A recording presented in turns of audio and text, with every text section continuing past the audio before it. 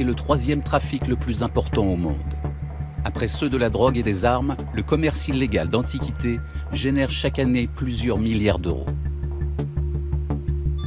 Alimenté par les pillages et les fouilles clandestines, ce trafic nourrit le marché officiel, inondant les galeries et les grands musées. À 18 000. 19 000. 23 000. Première victime, les États pillés exigent désormais le retour de leurs trésors volés. Longtemps, ces demandes sont restées ignorées.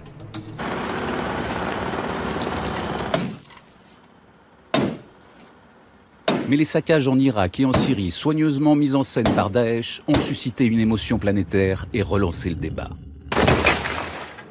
Pour l'opinion publique internationale, il est devenu urgent d'enrayer ce trafic. Mais les États sont-ils prêts à agir? De Berlin à Pékin, de Rome à la frontière syrienne, enquête sur un trafic au cœur d'une nouvelle guerre économique, culturelle et diplomatique.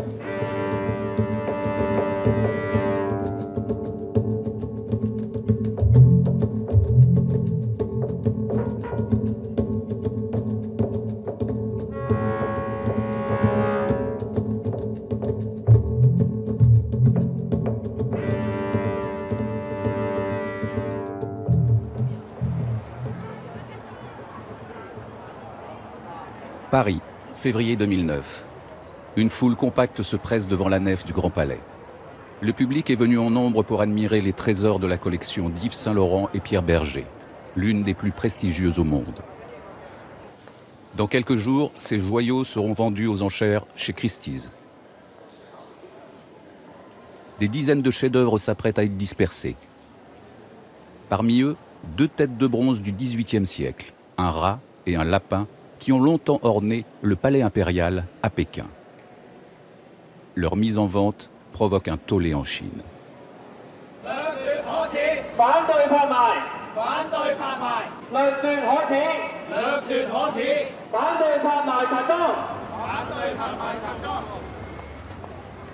Ces 2 objets, c'est d'origine d'un vol, d'un braquage. Un braquage. Le propriétaire ne voit pas les choses de la même façon. Ces têtes chinoises qui viennent du palais d'été, je les ai achetées chez un grand marchand chez lequel Yves Saint-Laurent et moi nous avions l'habitude très fréquente d'aller et d'acheter. Sauf que ces 2 têtes proviennent d'un vol qui remonte au XIXe siècle. C'était en 1860, lors de la Seconde Guerre de l'Opium, quand les troupes franco-britanniques ont pillé la cité interdite et saccagé le palais d'été. Aujourd'hui encore, ce pillage reste pour les Chinois un traumatisme profond. Au-delà de leur valeur esthétique, les têtes de bronze sont considérées comme des biens patrimoniaux, dont la valeur est inestimable pour le peuple chinois. Pierre Bergé doit donc les restituer. Je vous signale que je n'avais aucune raison, pas du tout, de faire un cadeau à l'État chinois. Vous savez, j'ai dit, et c'était la vérité, j'ai dit que les Chinois s'engagent à respecter les droits de l'homme et je leur offre les têtes. Et je l'aurais fait. Mais je ne prenais pas beaucoup de risques. Je connais les Chinois. Les premiers coups de marteau ont résonné ce soir sous la verrière du Grand Palais à Paris pour la vente du siècle. Sous le numéro 677, nous vendons cette tête de rat d'époque Qianlong et nous commençons les enchères à 9 millions d'euros. 10 millions d'euros à 11 millions d'euros nous sommes. C'est au téléphone l'enchère à 11 millions d'euros. À 12 millions, 13 millions, 14 millions. Pas d'autres enchères, ni au téléphone, ni dans la salle, à 14 millions d'euros. J'adjuge à 14 millions. Adjugé 14 millions d'euros. Les 2 têtes sont finalement adjugées 28 millions d'euros. L'enchère a été remportée par un homme d'affaires chinois qui a demandé à conserver l'anonymat. Mais 5 jours après la vente, coup de théâtre. le mystérieux acquéreur révèle son identité lors d'une conférence de presse à Pékin. Et il va faire une annonce plutôt inattendue.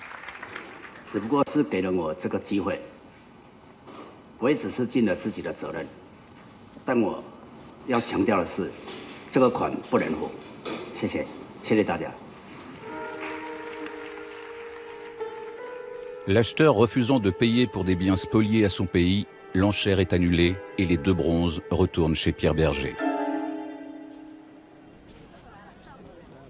En Chine, on continue à réclamer leur restitution. Une revendication qui a pris une dimension politique. Pour Pékin, il s'agit de laver une humiliation nationale, mais aussi d'affirmer sa puissance retrouvée.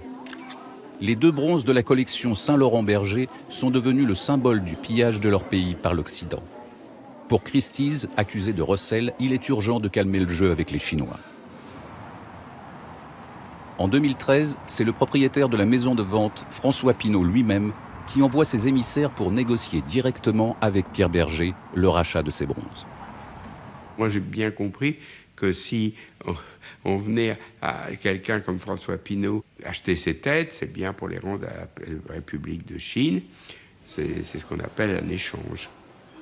Officiellement, François Pinault a offert les 2 têtes à Pékin par pure amitié pour le peuple chinois. Mais pas seulement. Quelques semaines après la restitution des bronzes en présence de l'homme d'affaires français, le gouvernement chinois délivre enfin à Christie's une licence pour travailler dans le pays. Un échange de bons procédés.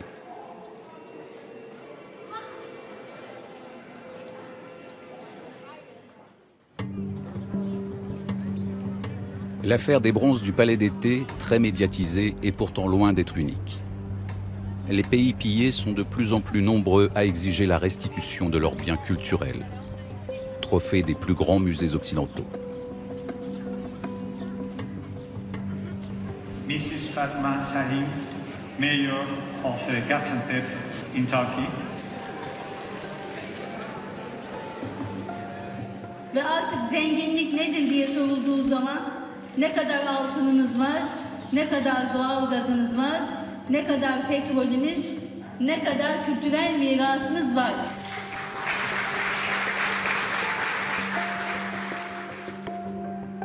Les pays pillés disposent d'un outil pour négocier le retour de leurs trésors spoliés.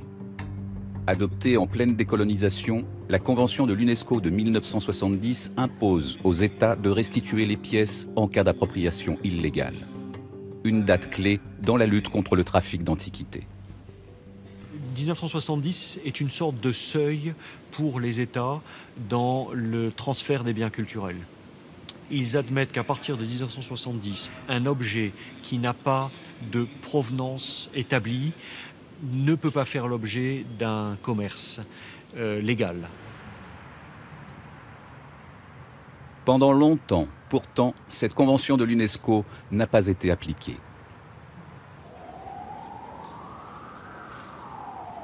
C'est l'Italie, l'un des pays les plus pillés au monde, qui va le premier lancer l'offensive. En 2005, la police italienne interpelle l'américaine Marion True, chef du département des antiquités du très honorable musée Getty à Los Angeles. Accusée d'avoir acheté en connaissance de cause des dizaines d'œuvres pillées, la conservatrice est mise en examen pour association de malfaiteurs et trafic illicite d'antiquités. L'importanza giuridica è che vede alla sbarra, tra virgolette, soggetti che all'avviso dell'accusa hanno trafficato reperti archeologici di ingente valore. Cette affaire est l'aboutissement d'une enquête de 10 ans menée par un magistrat italien, Paolo Ferri. En 1995, il est alerté sur un vaste trafic d'objets archéologiques. Des milliers de pièces d'une grande valeur sont soupçonnées d'avoir été écoulées sur le marché noir. Au centre de cette affaire, un célèbre marchand italien, Giacomo Medici. La perquisition de son dépôt va provoquer un cataclysme sur le marché de l'art. On entre dans le caveau de Medici. Et c'est impressionnant. Je n'ai pas d'autre mot. Impressionnant. Des objets merveilleux, exposés de façon remarquable. C'était une sorte d'arrière-boutique avec 5 ou 6 autres salles. Je ne me souviens plus du nombre exact. Plein d'objets encore conservés dans des cagettes à fruits provenant de Cerveteri, une zone au nord de Rome. Les objets étaient enveloppés dans de vieux journaux italiens. Il y avait même un laboratoire de restauration avec 5 panneaux de fresques volés dans une zone autour de Pompéi ou Herculanum. Des milliers d'autres pièces. Impressionnant, vraiment impressionnant.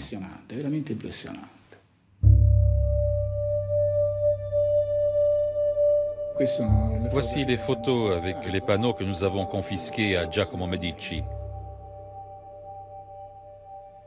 Ils avaient créé un réseau de pilleurs de tombes qui travaillaient pour eux et ils se livraient à un trafic international. Selon une estimation faite par une université américaine, en 40 ans, ils auraient revendu illégalement 1 500 000 objets provenant d'Italie. 1,5 million d'objets, l'équivalent de plusieurs collections de grands musées italiens. C'est l'un des plus gros trafics d'antiquités jamais découverts. Alors que Giacomo Medici a été condamné à 10 ans de prison, sa cliente, Marion True, doit à son tour répondre de ses actes devant un juge. Ovviamente la signora True si difenderà cercando di dimostrare la sua assoluta buona fede in questa vicenda. Les poursuites contre Marion True seront finalement abandonnées, les faits ayant été jugés prescrits. Mais l'objectif des Italiens est surtout de mettre la pression sur le musée Getty et tous les autres musées accusés de recel. Beaucoup de musées imaginaient qu'on pouvait acheter sur un marché illégal et puis trouver une composition pour dire che ça venait d'un marché presque légal. È evidente a tutti che l'Italia non può accettare un accordo che non includa tutte le opere che noi riteniamo siano state trafugate e dunque debbano esserci restituite. Je dis aux grands musées, chers amis, si vous ne coopérez avec cela, on va arrêter la coopération. Et depuis demain, les musées italiens ne vont plus prêter ces chefs-d'œuvre. Et les jours après, ça s'était débloqué.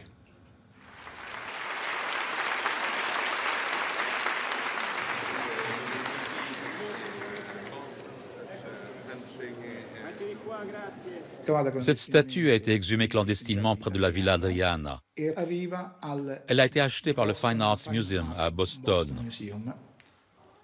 Il s'agit d'une des premières restitutions.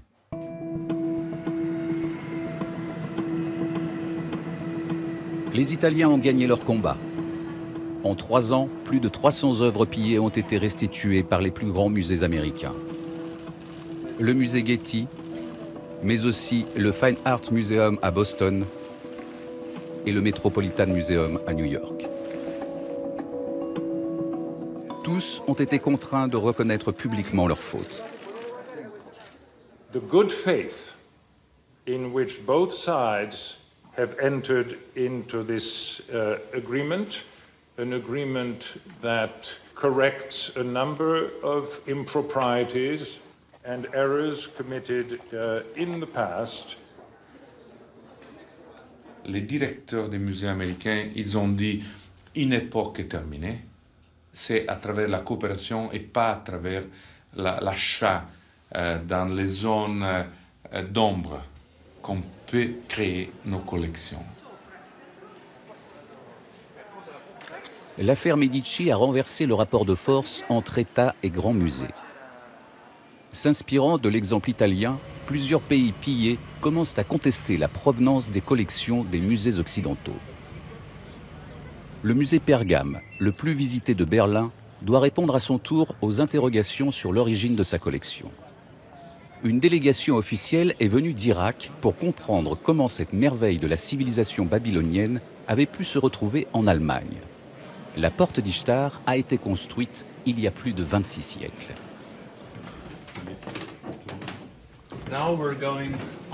Nous voici sur la porte d'Ishtar. Ce sont des fragments qui viennent de Babylone.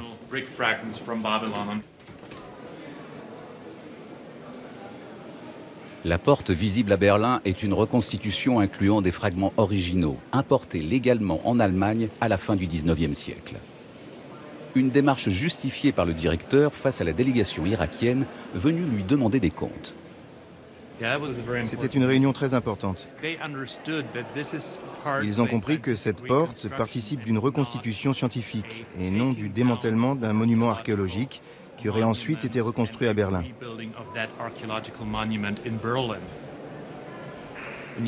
Et là, vous pouvez très clairement voir que toutes les briques bleues, par exemple, sont des briques modernes.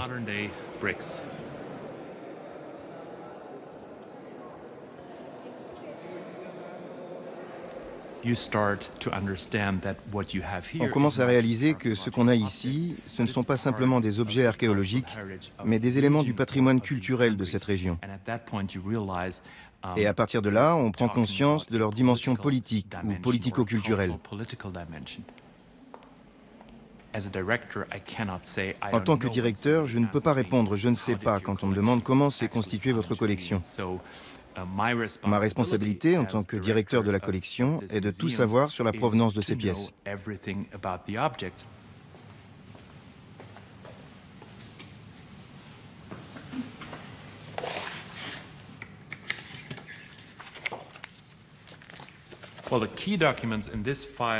Les documents principaux dans ce dossier sont ceux qui nous prouvent qu'on avait bien le droit d'exporter ces objets. Nous recherchons donc, dans les lettres, les accords, les contrats, une indication que l'Empire ottoman était à l'époque d'accord pour laisser partir ces objets.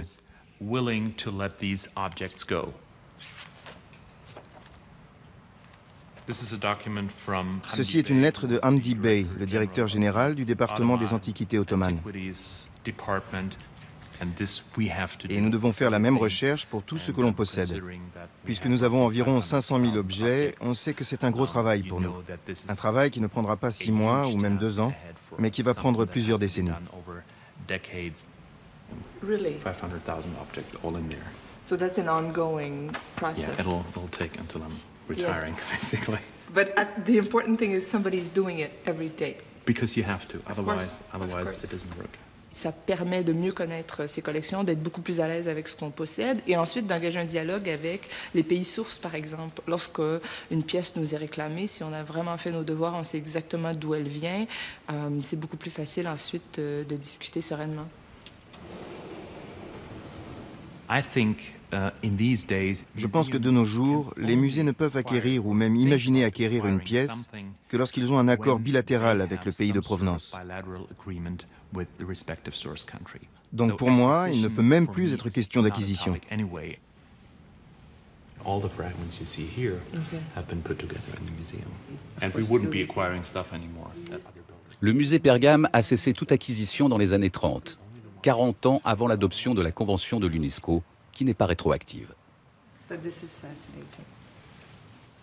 La collection du musée est donc a priori à l'abri des demandes de restitution. Mais ce n'est pas l'avis de la Turquie et notamment de la ville de Gaziantep. Rien qu'à Gaziantep, il y a une vingtaine d'œuvres qui ont été pillées. Nous avons les noms des musées où elles se trouvent actuellement. Une vingtaine d'œuvres donc, mais des œuvres de grande valeur. Et ce nombre ne reflète que la partie connue, car il y a aussi toutes celles dont nous ignorons l'existence, toutes celles qui sont dissimulées. Nous avons la liste de toutes les œuvres qui nous ont été volées et qui se trouvent dans les plus grands musées à l'étranger. Nous vous la remettrons. Dans cette liste noire se trouvent des objets exposés au British Museum à Londres, mais aussi au musée de Pergame à Berlin. Bien qu'ils aient tous été exportés avant 1970, la Turquie en demande la restitution. Ce n'est plus une question qui concerne seulement les musées, mais c'est une requête qui provient de l'État de Turquie. Ces pays refusent toute attitude coloniale envers leur patrimoine culturel.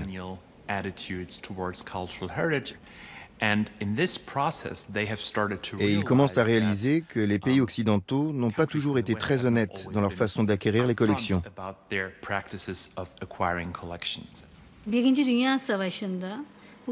Lors de la Première Guerre mondiale, tous les habitants de Gaziantep se sont mobilisés pour défendre leur ville. Et pendant que les gens se battaient pour leur survie, l'espion Laurence d'Arabie a pillé des œuvres d'art sur nos sites archéologiques.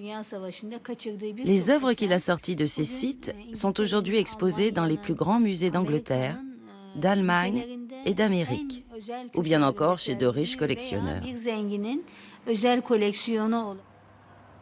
Ces pillages datent de plus d'un siècle, mais la Turquie n'est pas prête à les oublier.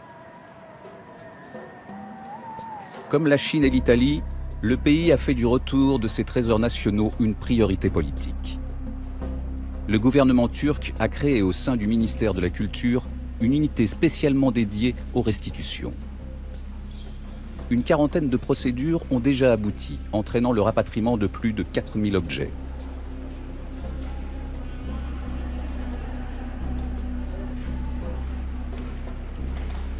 Parmi les victoires de cette unité, le retour de cette mosaïque d'Orphée volée dans les années 50, puis achetée par un musée de Dallas. Après plusieurs années de bataille juridique, les Américains ont dû la restituer. Les institutions internationales ont été sensibilisées à ce sujet. Elles ont fait un travail remarquable, mais il nous reste à récupérer 100 fois plus que ce que nous avons déjà récupéré. Et avec l'aide du ministère de la Culture, nous poursuivons la bataille juridique. Si la Turquie, comme tous les États pillés, dispose d'un cadre juridique pour demander réparation, il en va tout autrement du secteur privé où seule règne la loi du marché.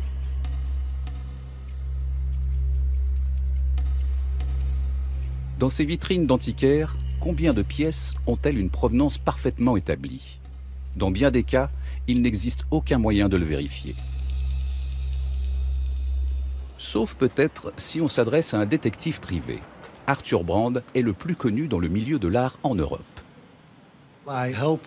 J'aide les collectionneurs, parfois les États, à éviter d'acheter des objets qui seraient illégaux. Parce que si vous achetez de l'art, c'est parce que vous êtes un amateur, bien sûr, mais c'est aussi parce que c'est un investissement. On peut parfois payer jusqu'à 1 million.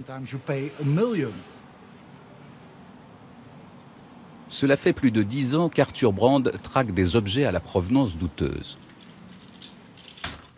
quitte à recourir à des méthodes parfois peu orthodoxes. Parfois, on a besoin d'informations que les gens ne souhaitent pas dévoiler. Ça, c'est une caméra et un micro. J'espère que les gens parleront bien devant la caméra et dans le micro.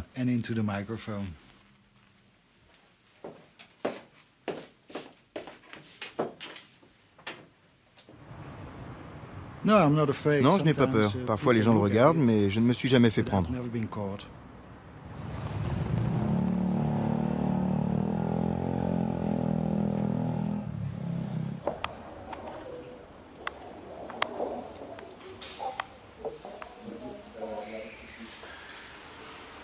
What are the prices of these?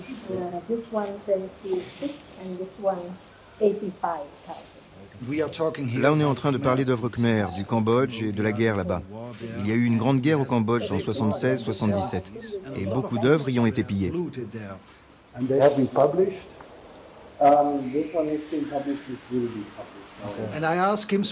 Et je lui demande précisément, savez-vous si ces œuvres étaient en Europe avant cette guerre ou après? Et il répond, je ne peux pas en être sûr. Ces œuvres ont donc probablement été pillées pendant la guerre, parce que sinon il y aurait de la documentation. Mais il répond qu'il n'a rien. Ça ne veut pas dire que les pièces n'ont pas été pillées, mais c'est très difficile de prouver qu'elles proviennent bien de pillage. Et comme il ne sait pas que je filme, il admet qu'il ignore si elles ont été pillées ou non.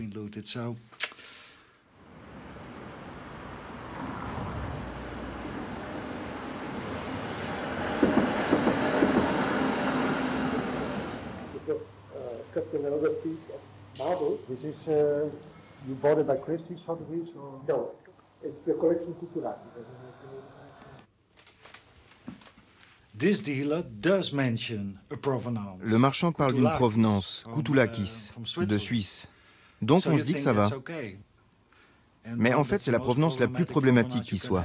Normalement, pour tous ceux qui connaissent ce marché, rien que le nom de collection Koutoulakis est un signal d'alerte. L'autre jour, un musée américain a même dû restituer des objets qu'il avait achetés à ce marchand, ce Koutoulakis. La plupart des clients ne posent pas ces questions. Les vrais collectionneurs d'art, qui ont beaucoup d'argent, ils s'en fichent parce qu'ils veulent cette pièce en particulier pour leur collection. Bien sûr, ils savent que la plupart des œuvres ont été pillées, mais ils voient juste cette œuvre et ils veulent l'acheter. Donc les marchands d'art ne veulent rien dire, les collectionneurs ne veulent pas savoir, et la police n'a pas le temps. C'est donc un circuit en vase clos où tout le monde ferme les yeux. C'est comme ça qu'on gagne tant d'argent avec des œuvres d'art pillées.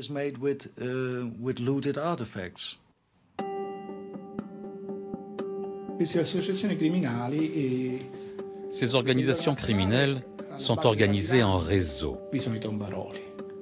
On trouve sur le territoire national des pilleurs de tombes qui agissent souvent par équipe de 13 personnes et qui possèdent des outils sophistiqués. Le pilleur vend le fruit de ces exhumations clandestines à un intermédiaire régional.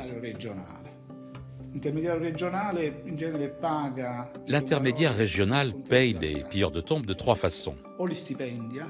Soit avec un salaire mensuel, soit en payant seulement le prix de l'objet qu'il achète, soit en achetant la totalité de la fouille. L'intermédiaire régional, c'est celui qui transporte à l'étranger les pièces acquises. Une fois à l'étranger, c'est un intermédiaire international qui agit et qui est donc l'ultime maillon de la chaîne du trafic illicite et le premier maillon de la chaîne légale. En effet, c'est lui qui lance l'opération de blanchiment et donne de fausses origines aux objets. Il y a plusieurs façons de blanchir un objet. On peut l'inclure dans une collection ancienne grâce à des faux papiers et lui créer ainsi une origine fictive. On peut aussi le vendre et le racheter dans une maison de vente peu regardante sur sa provenance. Le certificat émis lors de la transaction servira alors comme preuve d'une origine légale. Une fois blanchis, les objets peuvent ensuite être vendus directement aux galeries ou aux grands musées et voir leur prix exploser. Grâce à cette chaîne, l'objet acquiert de plus en plus de valeur. Ce qui avait coûté 1 au départ coûte 100 ou 1000 à l'arrivée. Partout dans le monde, les réseaux de trafiquants travaillent de la même manière. Une toile qui couvre désormais l'ensemble de la planète. Ces dernières années, on a vu apparaître de nouveaux marchés, en Europe orientale, en Chine ou dans les pays du Golfe. Des circuits de plus en plus opaques qui se jouent des législations et des frontières. Le marché privé des antiquités aurait-il ses propres règles, en dehors des législations internationales? L'UNESCO avait pourtant essayé d'étendre la Convention de 1970 afin de mieux encadrer les transactions privées. On s'est aperçu qu'il avait des lacunes et dès le début des années 80, des experts et l'UNESCO ont commencé à réfléchir à une amélioration de ce texte et on en est arrivé à un processus de travail avec l'organisation internationale Unidroit. Au début des années 80, l'UNESCO missionne Unidroit, la seule organisation internationale chargée d'harmoniser le droit privé entre États. L'objectif ? Rédiger une nouvelle convention afin d'imposer aux pays des règles communes pour le marché privé. Mais l'initiative va se heurter à de nombreuses résistances.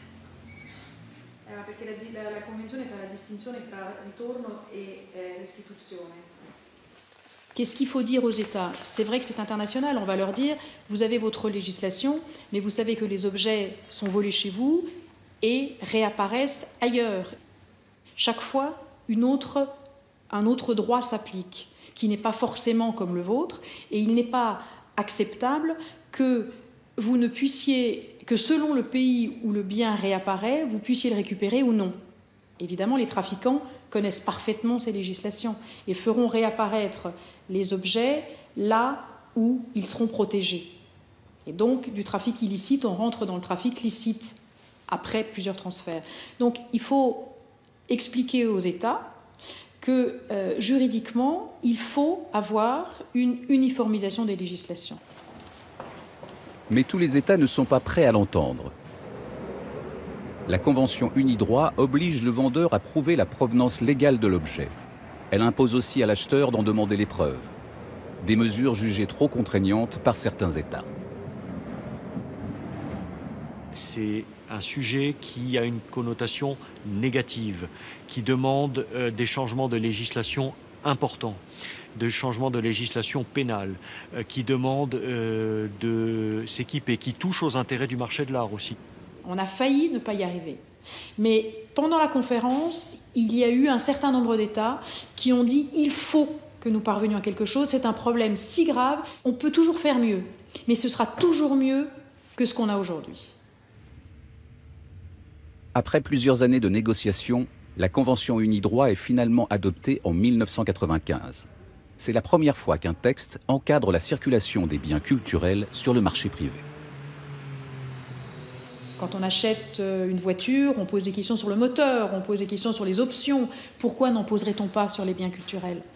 Parce qu'il y a encore une part de passion qui fait que pour avoir un objet, on peut fermer un œil.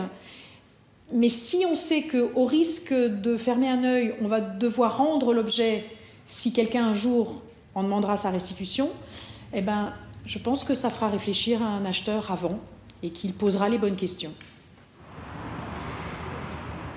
En 2002, 7 ans après l'adoption de la Convention Unidroit à Rome, les députés français planchent sur sa ratification à l'Assemblée nationale, sans enthousiasme particulier.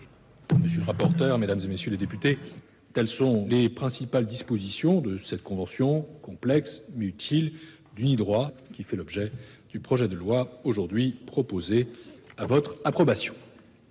Merci, monsieur le ministre. Non, c'était une erreur. La Convention Unidroit était une erreur.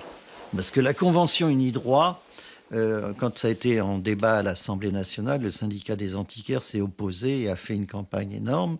La Convention Unidroit disait « Un objet illégalement exporté du pays est un objet volé, donc le pays peut le réclamer. » Et vous disiez « Mais il a été volé quand ?» Ah bah, s'il a été volé il y a 50 ans, bah c'est pareil. Vous deviez le savoir.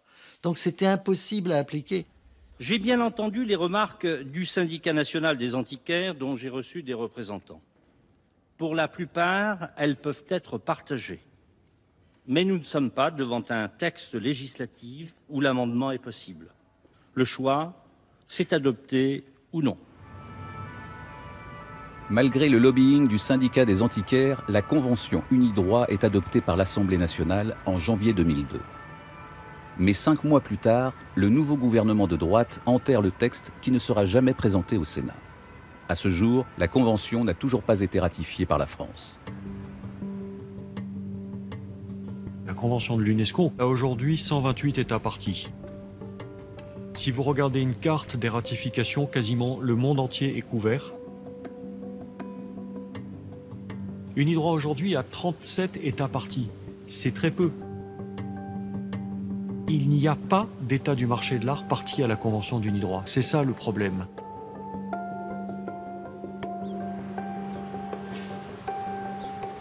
Le marché l'a emporté. Il vit aujourd'hui selon ses propres règles, souvent obscures. Une opacité incarnée par le système des ports francs, qui constitue une des principales zones d'ombre du marché de l'art. Les plus connus se trouvent ici, à Genève, mais il en existe partout dans le monde. À l'origine, les ports francs servaient à stocker des marchandises en transit sans avoir à payer des droits de douane. Assez vite, marchands et galeristes se sont appropriés ces gigantesques bunkers pour y entreposer des œuvres d'art en toute discrétion. En permettant d'y stocker tout type d'objets, sans le moindre contrôle, les ports francs ont longtemps été considérés comme la plaque tournante du trafic d'antiquités. Alors vous en avez effectivement en Suisse, vous en avez en Luxembourg, vous en avez maintenant à Singapour, vous en avez au fond dans le monde entier. Ce n'est pas une institution particulièrement suisse. Mais il se trouve que le port franc de Genève a été beaucoup utilisé en matière d'art et malheureusement un peu abusé. C'est en effet ici, dans les ports francs de Genève, que le marchand d'art Giacomo Medici a caché pendant des années ses objets pillés. Un endroit idéal pour dissimuler son activité. On estime à plus d'1 million le nombre d'œuvres entreposées ici, 2 fois plus qu'au Louvre. L'établissement suisse garantit une confidentialité totale à ses clients. Les locaux ultra sécurisés sont à l'abri des vols, mais aussi des regards indiscrets. Tout est fait pour qu'une œuvre puisse rester ici durant des années. Mais la succession de scandales a contraint la Suisse à durcir sa législation.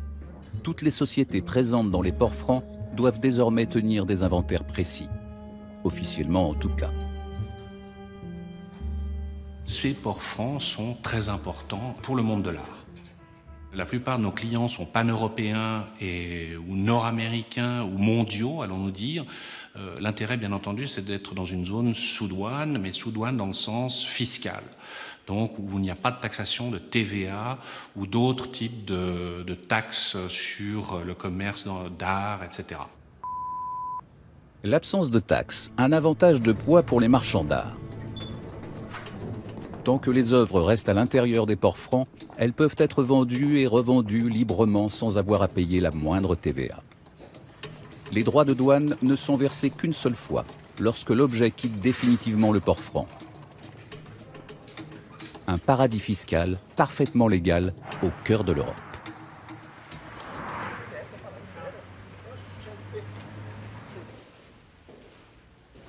Ces facilités expliquent pourquoi la galerie Phoenix conserve la plupart de ses marchandises dans les ports francs. Dans ces vitrines, seule une partie de la collection est exposée. La plupart des œuvres vendues ici, dignes des plus grands musées, affichent une provenance parfaitement établie. Question de réputation. Alors moi je dis que si c'était sorti directement de fouille, on le passerait à l'acide, on le nettoierait pour qu'on ne le voit pas. Oui. C'est un objet qui a une provenance avérée, donc il n'y a pas de souci. Plus l'objet est important, plus la provenance est importante, plus la provenance est connue et avérée, et plus la valeur de cet objet va être importante aussi. La galerie Phoenix vise des acheteurs au profil très différent. Les pièces les plus rares, à provenance garantie, sont réservées à une poignée de grands collectionneurs. Mais il est également possible d'acquérir des objets plus modestes. Vendus entre 500 et 5000 euros, ils constituent le gros du marché des antiquités. Ces pièces, au prix largement plus abordable, sont prisées des jeunes collectionneurs, souvent moins exigeants sur leur provenance. J'aime bien regarder les petits objets. La galerie appartient à Ali Aboutam, l'un des plus gros marchands d'antiquités au monde. Mais l'homme d'affaires a une réputation sulfureuse. Il est régulièrement accusé d'écouler des objets à l'origine douteuse. Très discret sur ses activités, Ali Aboutam ne parle pas aux médias. Il a accepté de s'exprimer devant notre caméra. Des articles, ouais, bon. Il y a beaucoup de jalousie aussi dans ce domaine, je trouve. Des gens sont très jaloux de nous. Nous sommes de loin les meilleurs marchands. Et bon, il y a la jalousie des marchands, il y a la jalousie des archéologues, quelques archéologues. Après, il y a les gens qui connaissent rien du tout dans ce domaine et ils se mêlent. De la jalousie peut-être, mais pas seulement.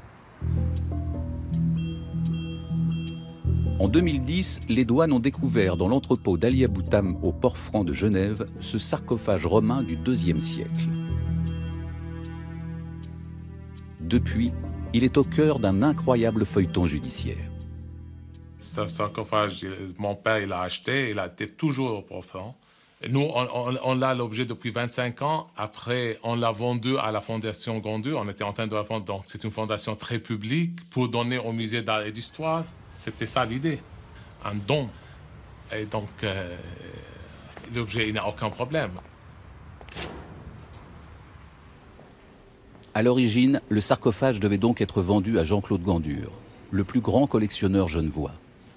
Également mécène, Gandur avait prévu de l'offrir au musée d'art et d'histoire de Genève. Mais avant, comme pour chaque acquisition importante, le collectionneur a sollicité l'expertise d'un spécialiste.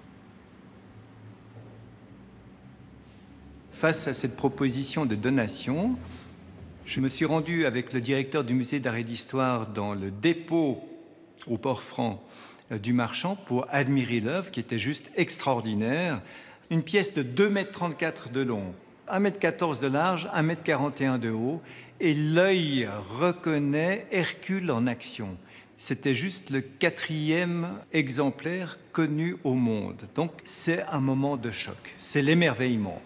Reste posée la question fondamentale, de quelle collection ancienne peut-il bien provenir ? Or, la documentation fournie par le marchand, c'est une succession de constats de présence de l'œuvre dans leur inventaire, vérifié de manière indépendante d'ailleurs depuis 2002, mais rien qui ne soit antérieur. Il y a justement ce décalage troublant entre la qualité de ce sarcophage et l'absence de documentation plus ancienne, car s'il avait été découvert anciennement, il est clair que les connaisseurs et les spécialistes du sujet l'auraient vu. Face aux doutes émis sur la provenance de l'objet, la vente est finalement annulée. Le sarcophage ayant probablement été pillé en Turquie, les autorités suisses décident d'alerter Ankara. La Turquie a été informée. Du coup, la Turquie s'est portée partie à la procédure. Une procédure a été déclenchée en Turquie même pour tenter de découvrir les auteurs de cette exportation, de cette fouille clandestine, parce que c'est bien sûr le produit d'une fouille. C'est un sarcophage qui pèse 2 tonnes ou plus, donc on ne peut pas le cacher. On l'a envoyé en Angleterre pour le restaurer avec tous les documents. Il est revenu de l'Angleterre, tout déclaré à la douane, au profond, donc... Sauf qu'après sa restauration à Londres, le sarcophage n'est revenu à Genève qu'en 2009. Pour l'avocat de la Turquie, il tombe donc sous le coup de la nouvelle loi suisse qui exige une provenance irréprochable pour tous les objets d'art importés après 2005. En septembre 2015, la justice helvète ordonne finalement la restitution du sarcophage à la Turquie. Mais Ali Aboutam continue à revendiquer l'objet, en s'appuyant sur un certificat délivré par la société Art Loss Register. On vous produit un certificat qui dit qu'il n'a pas été volé, mais il ne signifie rien. Donc on ne peut pas se baser là-dessus, c'est clair. Le certificat Art Loss n'a de sens, disons, que pour les objets volés classiques. Mais ici, le possesseur, donc l'État, la victime du vol, ne sait pas qu'il est victime du vol parce que l'objet est sorti du sol, sans qu'il en soit du tout informé. Qu'est-ce que le certificat Art Loss Register ? Sésame précieux sur le marché de l'art, ce document a pour but d'attester qu'un objet n'a pas été volé. Fondée à Londres il y a 20 ans, véritable service de renseignement privé, la société Art Loss Register possède la plus grosse base de données au monde d'objets disparus. Plus de 400 000 pièces y sont répertoriées. Moyennant paiement, tout acheteur ou vendeur peut solliciter Art Loss Register pour vérifier qu'une pièce ne figure pas dans cette base de données. Il y a plusieurs manières de faire une recherche dans notre base de données. Par exemple, ce marbre romain de Zeus. On utilise une combinaison de mots-clés. On a donc 23 articles dans notre base de données qui correspondent à cette description. Donc marbre et Zeus. C'est un ensemble d'objets qui sont répertoriés dans notre base depuis des années. Par exemple, celui-ci a été répertorié en 2000, celui-là en 2004. Celui-ci il y a plus longtemps, 1977. Et nous ne cessons d'y intégrer des objets volés dans le passé. Ça, c'est juste un exemple.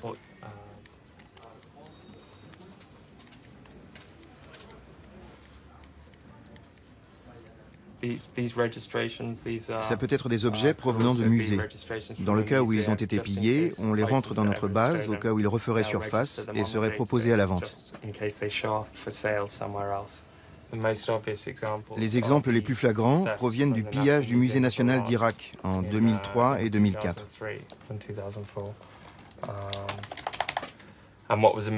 Et ce qui est incroyable, c'est que les voleurs sont allés au sous-sol une fois qu'ils avaient tout volé et ils ont détruit toute la documentation relative aux objets pour qu'on ne sache pas ce qui avait été pillé. Heureusement, les objets principaux avaient été répertoriés ailleurs. Ici, vous pouvez voir les différents mots-clés qu'on a rentrés pour un objet afin de le trouver quand on lance une recherche. Ici, on a rentré bronze, barbe, tresse. Dans le cas du musée de Bagdad, les objets étaient répertoriés et ont donc pu être intégrés dans la base. Mais dans les zones de guerre, très peu de musées tiennent des inventaires précis. Quant aux objets issus des fouilles clandestines, ils n'ont par nature aucune raison d'être connus. C'est évidemment extrêmement difficile quand cela concerne des œuvres archéologiques pillées lors de fouilles clandestines, car si elles sont sorties directement du sol, il y a des risques pour que les seules personnes qui savent qu'ils existent soient justement celles qui les ont déterrées. Pourtant, ce certificat est largement utilisé sur le marché des antiquités, comme dans le cas du sarcophage d'Ali Aboutam. Une absolution en quelque sorte. J'aimerais beaucoup avoir les pouvoirs d'un pape. Non, je dirais que nous avons toujours été clairs sur la portée de nos certificats. Et ils disent très clairement que si un objet ne figure pas dans notre base de données, c'est qu'il n'a pas été répertorié chez nous. Mais tous les vols, toutes les pertes et tous les pillages ne sont pas répertoriés chez nous. Ce n'est donc pas exhaustif. C'est donc loin d'être une absolution. Je ne porterai pas garant de ceux qui diraient « J'ai fait des recherches avec le Art Loss Register, c'est tout ce que j'avais à faire et maintenant l'article est légitime ». Le certificat Art Loss Register reste pourtant le principal document fourni par un vendeur pour prouver sa bonne foi. Un certificat précieux qui peut multiplier le prix de l'objet par 10. Mais pourquoi ce service est-il rendu par une société privée et pas par un organisme public, au moins au niveau européen?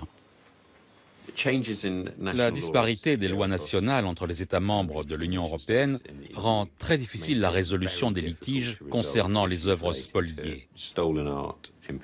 Parce que les délais de prescription ne sont pas les mêmes, les titres de propriété sont fondés sur des principes différents. C'est quelque chose dont certains tirent avantage pour contourner le système. L'absence de règles communes en Europe reste l'un des principaux freins à la lutte contre le trafic. 20 ans après l'ouverture du marché unique, Bruxelles décide enfin de s'intéresser aux règles de circulation des biens culturels. Un groupe de députés planche sur de nouvelles dispositions qui imposeraient à l'acheteur de vérifier la provenance de chaque objet. Leur proposition, présentée au Parlement en avril 2014, ne suscite pas vraiment l'intérêt. Notre rapporteure, Marie-Christine Vergiat. Merci, Madame la Présidente. Mesdames, Messieurs, chers collègues, c'est très difficile d'intervenir dans ces conditions. Chers collègues, un peu de silence, s'il vous plaît. Non, mais moi, je travaille pas, je peux pas parler dans un brouhaha pareil. Hein. Maintenant, c'est beaucoup mieux, madame. Il faut que tout un chacun apprenne à respecter les uns et les autres. Vous avez raison. Je suis bien énervé. Le texte qui nous est soumis porte sur la restitution des biens culturels entre États membres. Nous nous sommes bagarrés pour élargir au maximum la compétence de ce texte. Et nous y sommes parvenus grâce à notre entêtement parce que tout groupe confondu, nous avons bataillé sur cette question-là. Alors oui, vous avez raison, Monsieur le Ministre, c'est un signe, c'est un encouragement, mais qui dépendra uniquement de la volonté des États membres. Uniquement de la volonté des États membres. Parce que nous sommes dans de la compétence dure des États membres.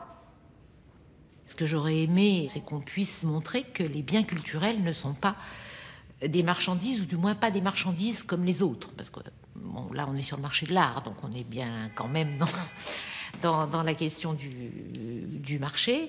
Mais ce ne sont pas des biens comme les autres, qui doivent être tout particulièrement protégés, et notamment quand ils ont une valeur culturelle, artistique, archéologique, ou qui tient au patrimoine propre de chaque État membre. La directive est finalement adoptée, mais sa portée est très limitée. Elle étend les possibilités de restitution au secteur privé, mais uniquement pour les objets provenant d'un pays de l'Union européenne, et seulement quand ces objets sont classés comme trésors nationaux. La directive ne concerne donc qu'une infime partie des biens culturels spoliés.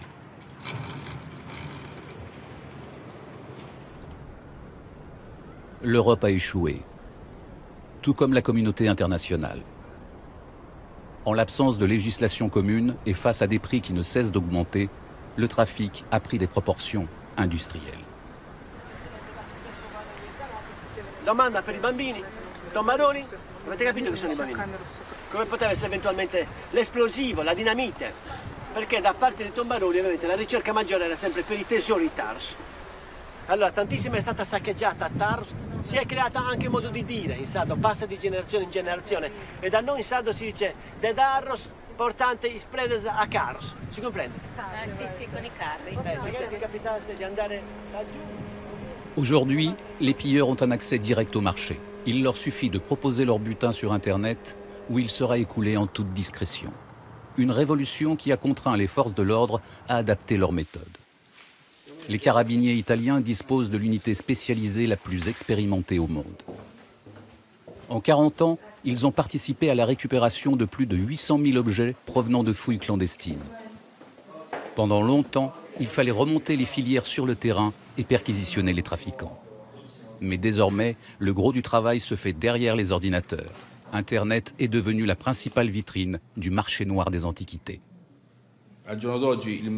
Aujourd'hui, le marché global s'est tourné vers la toile. Il y a des ventes aux enchères en ligne, des maisons de vente qui publient leurs catalogues sur Internet. Nous regardons quotidiennement les biens qui sont en vente en ligne et nous vérifions si ces biens figurent dans nos listes d'objets volés. Souvent, on les retrouve. En 2014, nous avons retrouvé près de 1100 biens vendus sur Internet de cette façon. Depuis quelques années, le nombre de sites Internet proposant des objets archéologiques à la vente a été multiplié par 100. Sur l'un d'eux, nous avons trouvé ce clou en argile, venant probablement d'Irak. Officiellement, ce type de bien est interdit à la vente depuis 2004. Mais sur ces plateformes, personne ne s'embarrasse avec la provenance, aucune licence d'exportation ni document légal. C'est la dernière étape discrète d'un trafic devenu global.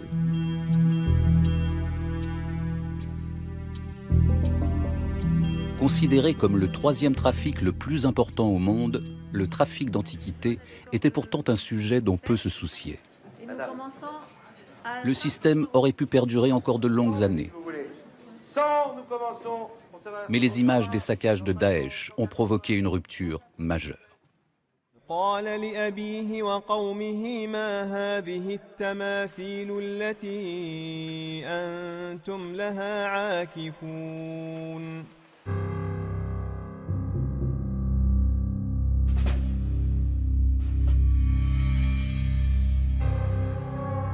Le musée est détruit parce que c'est un musée.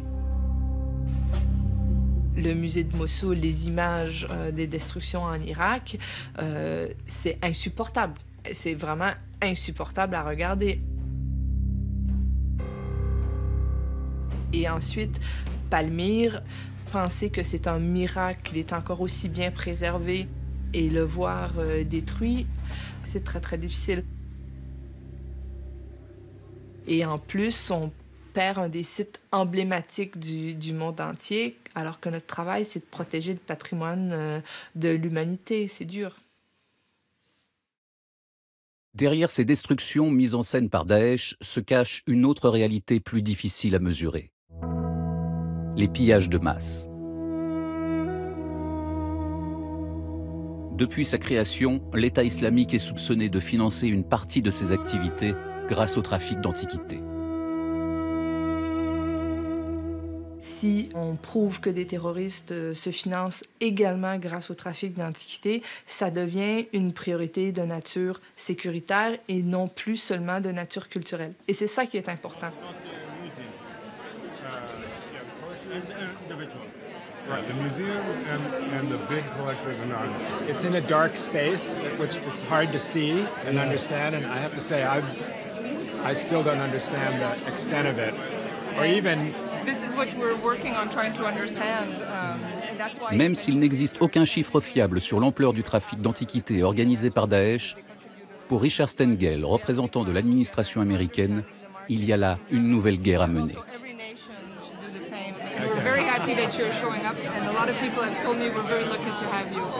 Le sujet est au cœur d'une conférence de presse présentant la nouvelle liste rouge de l'ICOM, l'Organisation internationale des musées.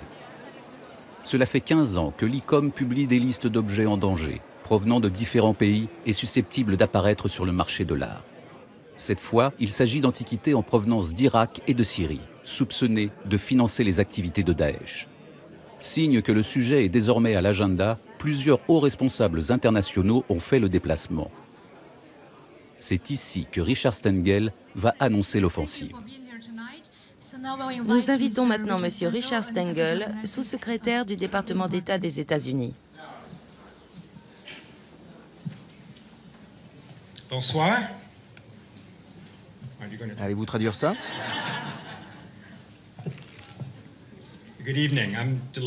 Bonsoir, je suis ravi d'être là. Au cours de cette année, nous avons assisté à la transformation par Daesh de l'information en arme de guerre. Et la destruction culturelle à laquelle il se livre, c'est l'utilisation de la culture comme arme de guerre. C'est donc une destruction de l'histoire, une destruction de la culture et une destruction de vies humaines, des milliers de vies humaines. Au risque de choquer, je dirais qu'acheter ou vendre des objets pillés équivaut à financer la décapitation de musulmans au Moyen-Orient. Ne vendez pas, n'achetez pas, c'est la seule solution.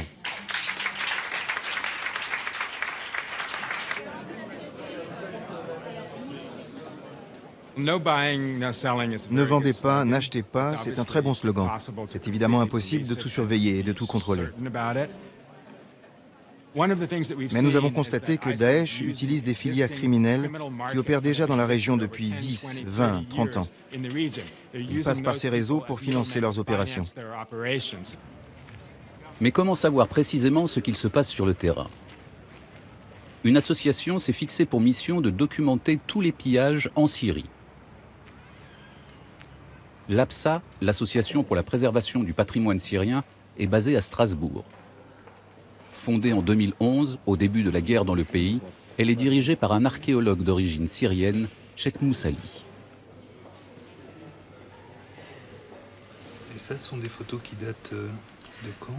D'à peu près 3 semaines. L'APSA a beau être devenue une référence internationale sur le sujet, son fonctionnement reste très artisanal.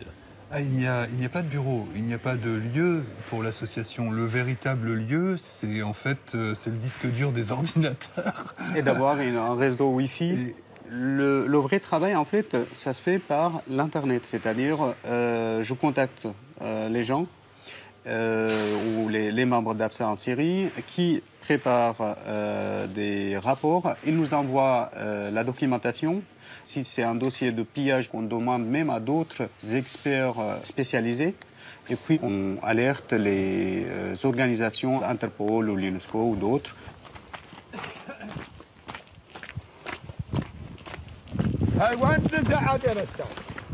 على فرنسا نصور كيفك نروح نصورها حفر مثل هاي العطيات الجديدة مبين خلينا نروح نصور هذه صور هاي شوف ها من هنا من مملكة ماري هذا المكان حفر للتنقيب عن الآثار من قبل سارقي الآثار في هذه المنطقة. D'après les informations de l'APSA, Daesh est loin d'être le seul groupe armé à se livrer à des pillages en Syrie. Tous les acteurs du conflit y participent. Tous les côtés militaires qui se trouvent actuellement sur le territoire syrien sont impliqués, mais on parle que de Daesh. Aussi, ils ont une manière hollywoodienne de montrer leurs actes sauvages. Par exemple, avec ces scènes bien filmées, bien organisées, ça attire les téléspectateurs. Et la presse, elle se concentre sur la question de Daesh. C'est une manière de manipulation en réalité. Parce que ce n'est pas seulement Daesh qui le fait ça, c'est que ça a commencé bien avant que Daesh soit en Syrie, que ce soit le pillage, que ce soit les destructions, que ce soit l'utilisation de bulldozers, que ce soit même les dynamitages. Quelle est l'ampleur de ce trafic? Et comment fonctionnent les réseaux locaux qui l'alimentent?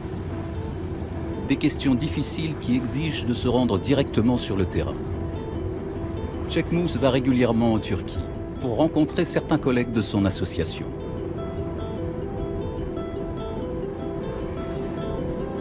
Au début de la guerre, ses correspondants pouvaient facilement traverser la frontière syrienne. Mais depuis quelques mois, la Turquie a fermé le passage. Toujours, c'est mieux de se rencontrer ici, on va dire, parce que là, on envisage ensemble plus de détails, les prochaines étapes de travail à prévoir, aussi quand il y a des crédits, donc je les aide un peu pour qu'ils puissent se débrouiller, payer le prix d'essence pour se déplacer, pour documenter.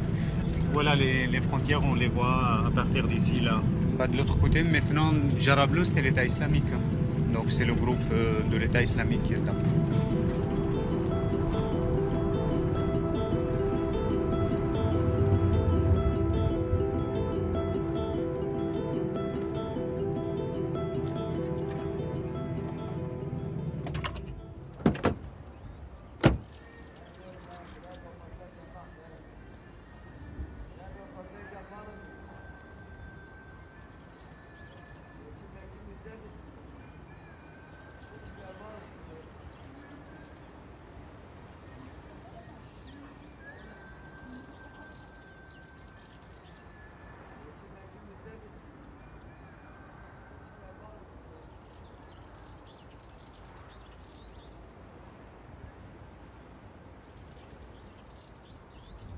Avant, il y avait les passages, les checkpoints, normalement, c'était ouvert et les gens ils pouvaient rentrer et ceux qui étaient en Turquie ils pouvaient y aller. Mais là, maintenant, c'est complètement fermé. Si quelqu'un il traverse et les soldats ils le voient, ils tirent tout de suite. Donc, du coup, le passage, c'est impossible. Je ne veux pas mettre la vie d'une personne en danger pour qu'on se voit et le seul moyen maintenant qu'il reste en fait c'est qu'on continue les contacts via Skype, Facebook, d'autres réseaux et moyens par Internet ou téléphone.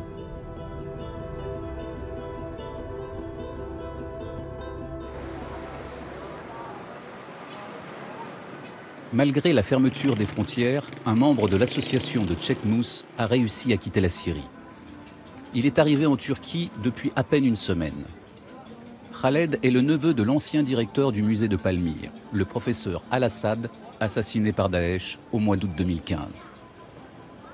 Également archéologue, il détient de nombreuses informations sur le trafic d'antiquités provenant de la région.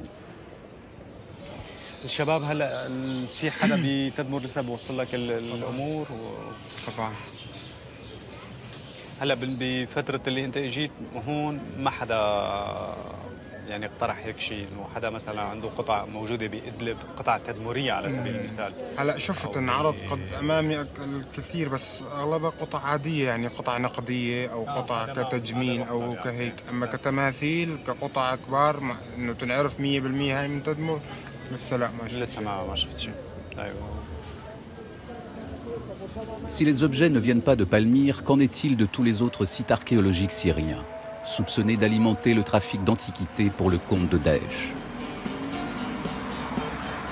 Il n'y a pas si longtemps, quand le passage était encore possible, les marchandises arrivaient en grand nombre, ici, à Gaziantep, à 60 km de la frontière syrienne. Selon plusieurs études occidentales,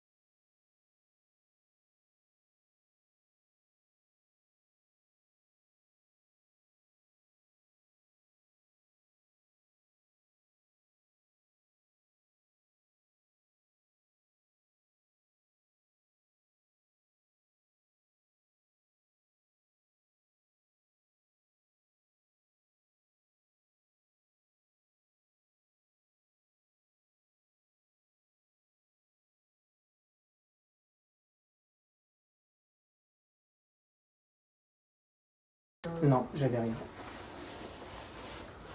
Il va falloir des cartons pour emballer tout ça. Là. Il doit en rester 2 ou 3 apparemment, je crois. Celle-ci vaut 3 000 € les enfants. Donc,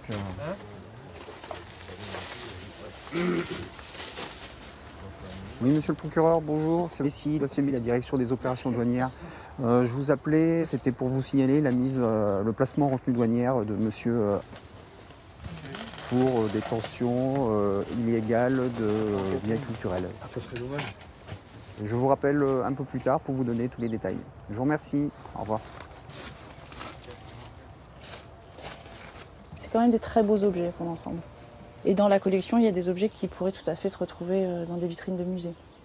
Il y a des gens qui savent vaguement que c'est interdit, non pas d'avoir des objets archéologiques s'ils ont été achetés dans des salles des ventes de manière régulière, mais qui ne savent pas exactement à quoi ils s'exposent en détenant ce type d'objet. Je pense que quelqu'un qui achète, par exemple, sur un site de vente Internet, avec pignon sur rue sur Internet, mais dans un pays étranger, ne pense pas être dans une situation d'illégalité.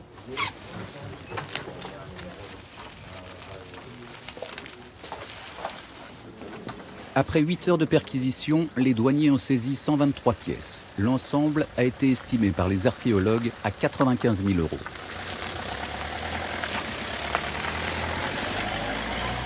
Le collectionneur, dont l'interrogatoire va se poursuivre au siège des douanes, risque 3 ans de prison. Il a accepté de nous répondre. Déjà, le premier sentiment, c'est qu'est-ce que j'ai fait de mal? Vous pensez à une chose, dire ouf, j'ai gardé toutes les traces d'achat de mes objets. Et puis vous apercevez que c'est pas suffisant parce que certains ont été achetés à l'étranger, certains ont été achetés via des boutiques en ligne ou autres. Et finalement, ça fait pas office de preuve légale d'achat. Au bout de tant d'années d'euros, au bout de tant d'années d'Europe, qu'il n'y ait pas d'harmonisation fiscale à ce niveau-là, c'est honteux. Et surtout, le pire, c'est de mettre ses propres ressortissants dans la difficulté face à leur propre législation. Et ça, c'est dangereux.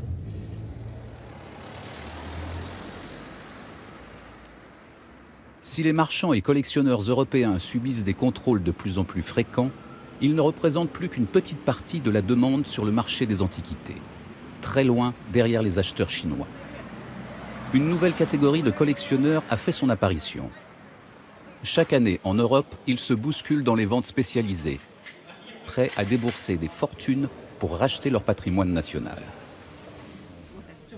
Une frénésie qui a fait s'envoler la valeur des pièces. PS guarantee. Okay. He's our guarantor. Okay, very good. No problem. On a assisté de façon exponentielle à des augmentations de prix qui peuvent, en 20 ans, on peut parler parfois de 1 à 500. Mais pas pour tout, hein, pour certains objets, soyons bien précis. On a des exemples d'objets qui avaient été vendus il y a par exemple, on va dire une vingtaine d'années, l'équivalent de, on va dire 15 000 €, bien que l'euro n'existait pas à cette époque-là, qui aujourd'hui pourrait se revendre à 1 million, 1 500 000 ou 2 millions d'euros. Ce sceptre en jade blanc a été estimé 40 000 € avant d'être mis en vente sur Internet. Il date du 19e siècle et possède la particularité d'avoir été marqué du sceau impérial. En quelques minutes, les enchères s'envolent. Le sceptre est finalement adjugé 1 200 000 €. L'acheteur devra y ajouter 300 000 € de commission. Discrétion oblige, son identité ne sera jamais dévoilée. 150, 160. Alors, faut suivre là un peu. Hein. Numéro 17. En France, souvent on a des surprises. Et c'est pour ça aussi ça attire beaucoup d'argent. Et aussi ça attire beaucoup de personnes qui viennent pour découvrir, pour chercher, pour chasser les trésors.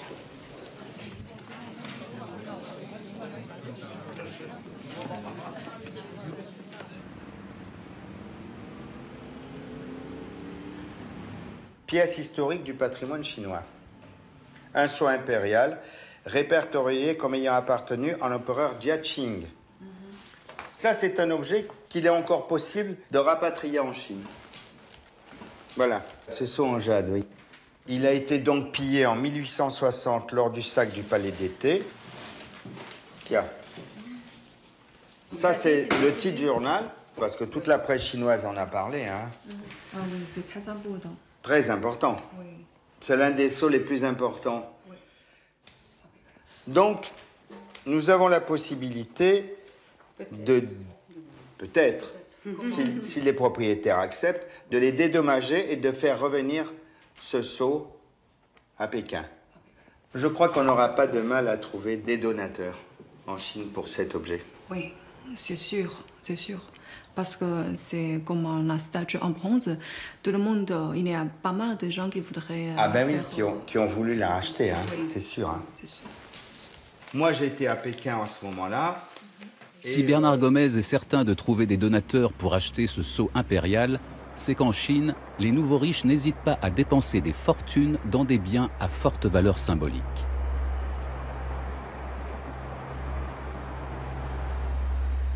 Parmi ces biens figurent en très bonne place les trésors du patrimoine pillé, des objets à la valeur économique mais surtout idéologique. Une frénésie d'achat doublée d'une fièvre patriotique largement encouragée par le pouvoir en place. Il y a很多企业家，他是非常突然的，靠一次机会就富起来了。但是这样的人往往不一定有文化，不一定有文化。这个中国有一句话叫“仓廪实而知礼仪”。喝了莱茵河的水。 Pour Madame Bao, ceux qui veulent devenir cultivés doivent surtout investir dans la sauvegarde du patrimoine. Elle a même fondé une association dont l'objectif est de rapatrier par tous les moyens les joyaux historiques. Son attachement à la tradition va jusqu'au choix de sa maison, qui sert aussi d'état-major à son association. Elle est située dans un hutong, quartier historique de Pékin, adossé à la cité interdite, à 2 pas de la place Tiananmen.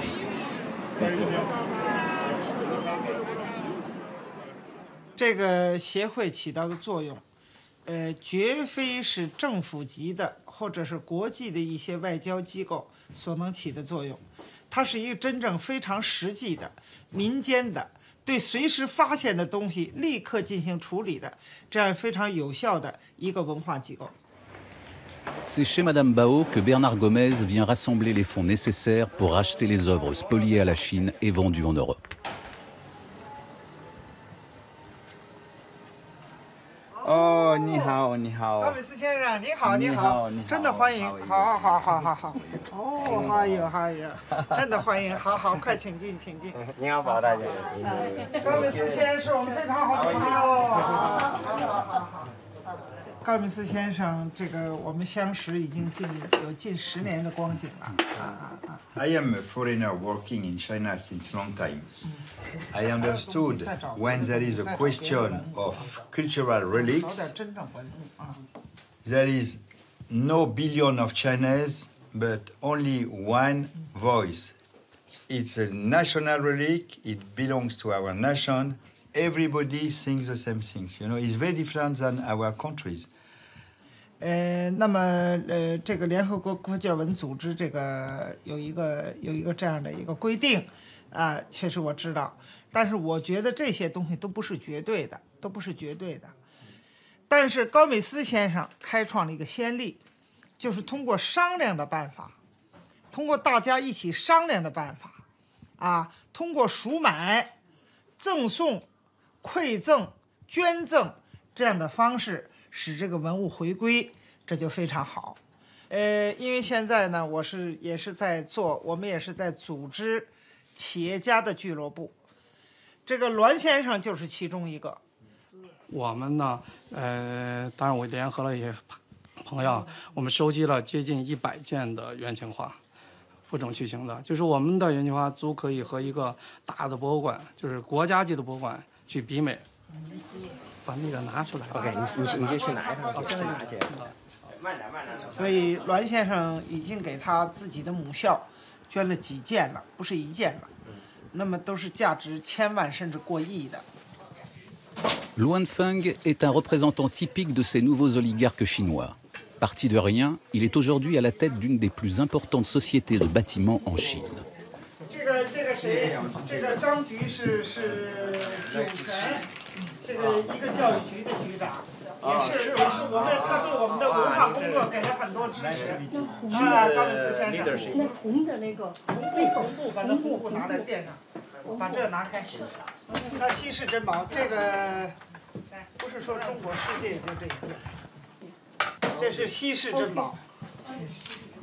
这是一个融合了多民族的文化的这么一件元代，来自于650年前的一个元代青花瓷，非常好，非常好，图文并茂，很少见。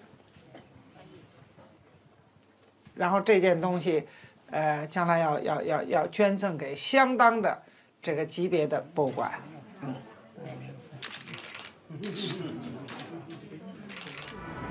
，En Occident aussi, le message est passé. Il faut restituer les objets pillés à la Chine, au risque sinon de devoir rendre des comptes, tôt ou tard. Ancien président du syndicat national des antiquaires, le marchand d'art Christian Dédier en a personnellement fait les frais. À la fin des années 90, il a acheté une collection de plaques d'or chinoises avant d'en céder une partie à l'homme d'affaires François Pinault, pour 1 million d'euros. Quelques années plus tard, les deux hommes font donation de ces plaques au musée Guimet à Paris. C'est la première fois que Christian Dédier raconte les coulisses de cette affaire. On a les morceaux comme à Guimet, les pièces comme à Guimet, et les positionnements dans la tombe. Plusieurs années après la donation, les Chinois font savoir que ces plaques d'or proviennent d'un pillage. Pékin demande leur restitution. En 2007, une première plainte est déposée au parquet de Paris, plainte qui sera classée sans suite. 8 ans plus tard, Christian Dédier reçoit un appel du ministère français de la Culture. J'ai reçu un coup de téléphone de Madame la ministre qui m'a dit les objets viennent d'un pillage, j'ai décidé de les restituer.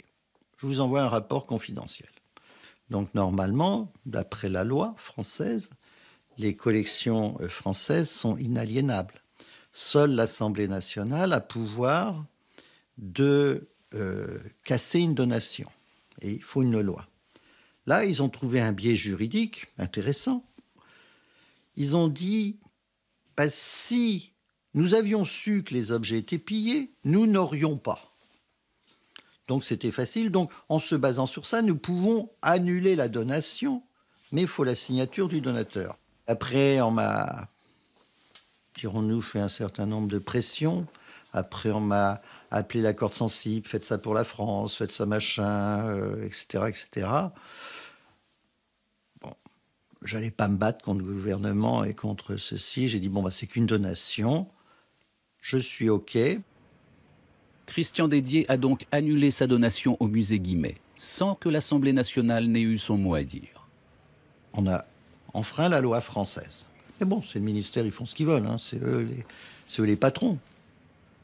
L'autre généreux mécène, François Pinault, remettra les plaques en main propre à l'ambassadeur de Chine à Paris, 1 mois avant une visite officielle à Pékin du ministre des Affaires étrangères, Laurent Fabius.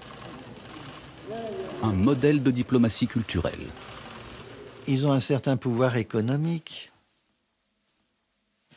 Donc ils peuvent mettre en jeu, et je sais que quand le Premier ministre ou le président chinois se déplace, dans les bagages, peut y avoir des réclamations ou des demandes de renvoi. Et comme il y a des gros contrats, c'est vrai qu'un pays comme la France ne fait pas trop le poids contre la Chine. Peut-être qu'ils se sont dit, il valait mieux fermer les yeux sur...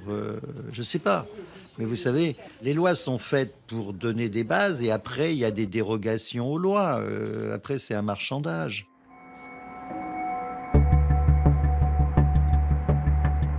Un marchandage qui a pris une dimension nouvelle. Le patrimoine est désormais au cœur d'une guerre entre grandes puissances. Les antiquités ont changé de statut. Loin du discours naïf qui en faisait le patrimoine commun de l'humanité, les biens culturels sont désormais pris en otage par les groupes terroristes et instrumentalisés par les États à des fins nationalistes, politiques et économiques. il est devenu urgent d'agir.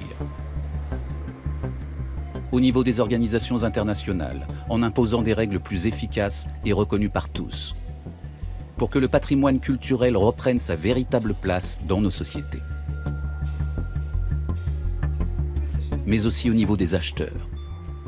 À notre niveau, les antiquités ne peuvent plus être une simple valeur refuge sur le marché de l'art ou une lubie pour collectionneurs éclairés.